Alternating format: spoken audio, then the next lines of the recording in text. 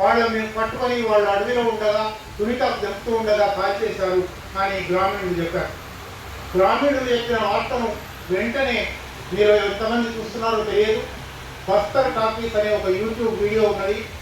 అది రోజు రోజు ఛత్తీస్గఢ్లో దండకారణ్యంలో ఏం జరుగుతున్నదో చాలా గ్రౌండ్ రిపోర్ట్. వాళ్ళేమి విప్లవకారులు గారు, మావోయిస్ట్ అనుకూలులు కాదు. మావోయిస్టులకు వ్యతిరేకంగా కూడా అనేక కథనాలు ఇచ్చారు. కానీ ఆదివాసుల లోపలికి వెళ్ళి, ఆదివాసుల గూడెలలోకి వెళ్ళి, అడవుల్లోకి, కొండల్లోకి వెళ్ళి వాళ్ళు ఆ వార్తలు ఇస్తూ ఉన్నారు.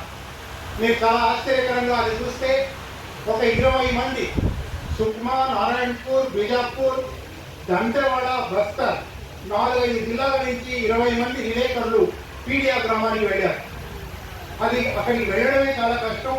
అందుకని వెళ్ళి ఆ రాత్రి అక్కడ ఉండిపోయారు. ఆ రాత్రి అక్కడ ఉన్నప్పుడు ఒక అరగంట పాటు విలేకరులందరినీ మీరు ఎందుకు వచ్చారు, మీ ఇద్దరికి ఏమైనా ఇక్కడ కష్టాలు పడ్డారా, ఇక్కడ ఏమైనా మంచి ఇంటి దొరుకుతుందని వచ్చారా, మీరు మావోయిస్టులకు మద్దతు ఇస్తారా, ఇటువంటి అనేక విషయాలతో బస్తర్ టాకీస్ నడిపే వికాస్ పాండే అందరినీ వికాస్